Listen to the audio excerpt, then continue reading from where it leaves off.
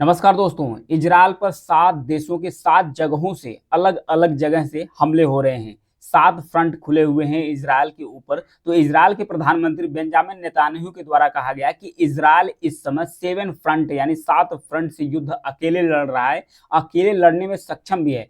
ऐसे में ही एक न्यूज और आती है फ्रांस के राष्ट्रपति के द्वारा। फ्रांस के राष्ट्रपति के द्वारा इमैनुअल मैक्रोन है फ्रांस के राष्ट्रपति, इनके द्वारा कहा जाता है कि जो यानी कि हिजबुल्लाह यानी जो लेबनान है और लेबनान के बाद जो गाजा पट्टी है, इसमें इजरायल युद्ध विराम तभी कर सकता है।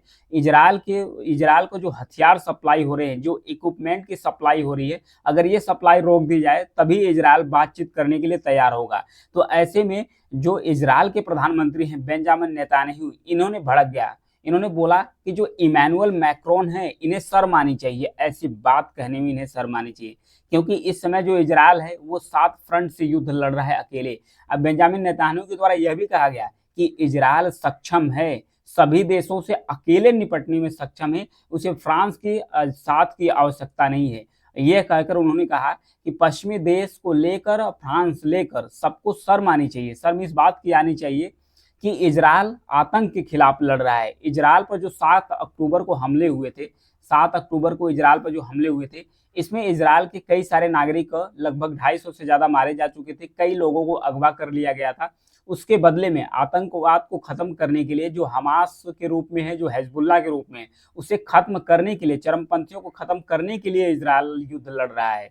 तो ऐसे में जो पश्चिमी देश हैं, जो इजरायल को युद्ध रोकने के लिए रोक रहे हैं, वो उनके साथ जास्ती कर रहे हैं। अभी हाल ही में ईरान के द्वारा भी कई सारी बैलिस्टिक, लगभग कहा जाता है कि 180 प्लस से 180 से ज्यादा बैलिस्टिक मिसाइल से इजरायल के ऊपर हमला किया है। तो इतने देश जो हमला कर रहे हैं इजरायल के ऊपर, आखिर इजरायल के पास ऐसी कौन सी ताकत है जो इजरायल है इन सारे देशों को, सारे फ्रंट से अकेले लड़ रहा है, किस तरीके से अपने एरिया की सुरक्षा कर रहा है।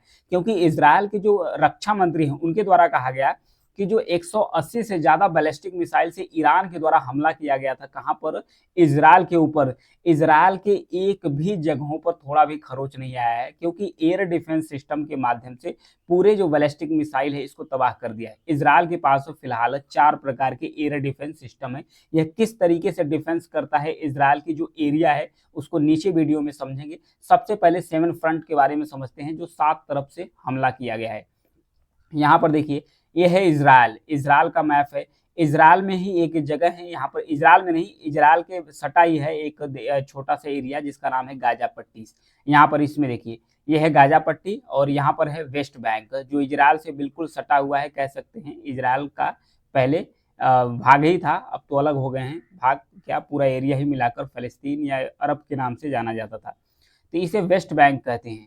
ये है वेस्ट बैंक, ये जो है गाजा स्ट्रिप जिसे गाजा पट्टी कहते हैं। गाजा स्ट्रिप यानी गाजा जो पट्टी है, इस पर रूल करता है हमास। हमास एक संगठन है राजनीतिक, और यह तो अब चरमपंथी संगठन बन चुका है। यहाँ पर वेस्ट बैंक पर जो फतह है, ये भी एक ग्रुप है, इसके द्वारा रूल किया जाता है। तो 7 अक्टूबर को हमास के लड़ाकों के द्वारा इजरायल पर अटैक कर दिया जाता है। अटैक करने के बाद कई इजरायली नागरिकों को हमला कर लिया जाता है, कई सारे को अगवा कर लिया जाता है। अगवा करने के बाद इजरायल की कई बार मना करने के बाद, रिहाई नहीं करने के बाद, इजरायल ने पूरी तरीके से पूरा जोर शोर लगाकर हमास पर हमला करना शुरू कर दिया। जब इजरायल ने हमास पर हमला करना शुरू कर दिया तो हमास धीरे धीरे खत्म होना शुरू कर दिया। इसके बीच, इस दौरान ही जो लेबनान है, यहाँ पर भी एक शिया मुस्लिम ग्रुप है जिसका नाम है हिजबुल्लाह। हिजबुल्लाह के द्वारा भी इजरायल पर हमला करना शुरू कर दिया। जब हिजबुल्लाह भी हमला करना शुरू कर दिया तो इजरायल गाजा को तो तबाह लगभग कर चुका है, फिर इजरायल घूम रुख कर लिया किसकी तरफ, लेबनान की तरफ। तो लेबनान की जो टॉप लीडरशिप है, जो टॉप कमांडर लीडरशिप थे हिजबुल्लाह के, उसको पूरी तरीके से खत्म कर दिया है। अभी भी लेबनान की तरफ से हमला हो रहे हैं, लेकिन इजरायल अपना जो ग्राउंड ऑपरेशन चला रहा है लेबनान में, जो शिया चरमपंथी गुट है, खत्म करने के लिए, उसे तबाह करने के लिए। तो इस बीच जो ईरान है, यहाँ देखिए ईरान, इस मैप में ईरान के द्वारा भी हमला कर दिया गया बैलिस्टिक मिसाइल से, कहाँ पर, इजरायल पर। फिर उसके बाद इराक है, सीरिया है। तो इराक, सीरिया, फिर यहाँ पर देखिए ऊपर लेबनान है, नीचे गाजा पट्टी है, फिर इस इजरायल के जस्ट बगल में यहाँ पर वेस्ट बैंक है। फिर यहाँ पर जो यमन है, यमन में रहते हैं हौती रिबल्स।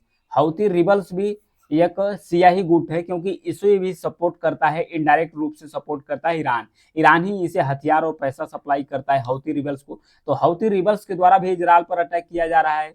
वेस्ट बैंक गाजा पट्टी से अटैक किया जा रहा है, लेबनान से अटैक किया जा रहा है हिजबुल्लाह के द्वारा, और इराक और सीरिया के अंदर जो सिया मिलिशिया ग्रुप है उनके द्वारा अटैक किया जा रहा है। और ईरान तो हमला किया ही है। तो इस बीच जो इजराइल के प्रधानमंत्री हैं बेंजामिन नेतान्याहू, इनके द्वारा कहा जा रहा है कि 7 फ्रंट से इस समय इजराइल पर हमला किया जा रहा है।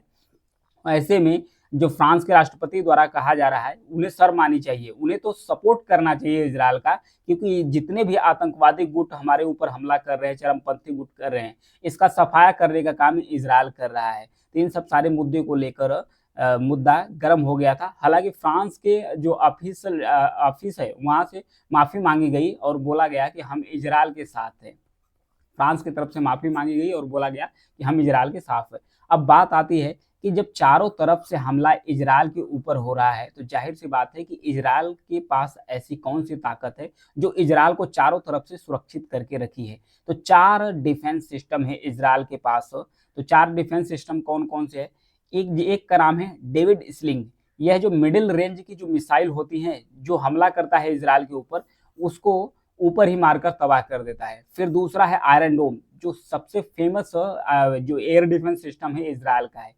ये रॉकेट्स और जो आर्टिलरी फायर्स होते हैं उसको ही हवा में मारकर डिस्ट्रॉय कर देता है। तीसरा है एरो, यह लॉन्ग रेंज की जो मिसाइल होती है वो इजराइल के ऊपर लॉन्ग रेंज, जैसे कि ये मारा गया था, ईरान के द्वारा मारा गया था, बैलिस्टिक मिसाइल दूरी से मारा गया था, तो उसे इंटरसेप्ट करने में ये माहिर है एरो, जो एयर डिफेंस सिस्टम है। चौथा है इजराइल के पास आयरन बीम, लेजर मिसाइल जो होती है, लेजर मिसाइल से अगर किसी देश पर अटैक कर दिया जाता है या इजराइल पर अटैक कर दिया जाता है, तो जो लेजर मिसाइल होती है उसको इंटरसेप्ट करने के लिए लेजर मिसाइल डिस्ट्रॉयर है आयरन बीम के रूप में किसके पास? इजराइल के पास। तो आइए एक डेमो के तहत देखते हैं कि जो आयरन डोम है किस तरीके से काम करता है। यहाँ पर देखिए 3 फेज में बटा हुआ है एयर डोम, 4 फेजों में 3 फेजों में बटा हुआ है। ये कंप्लीट यहाँ पर देख सकते हैं स्ट्रक्चर्स है आयरन डोम का। ये पूरे शिल्ड ही है, इस शिल्ड में 2-3 पार्ट है लगभग। इस शिल्ड में कितने कितने पार्ट है, किस तरीके से काम करते हैं। तो इसका जो सबसे फ्रंट वाला हिस्सा है आयरन डोम का, जिसमें लगा हुआ है रडार सिस्टम।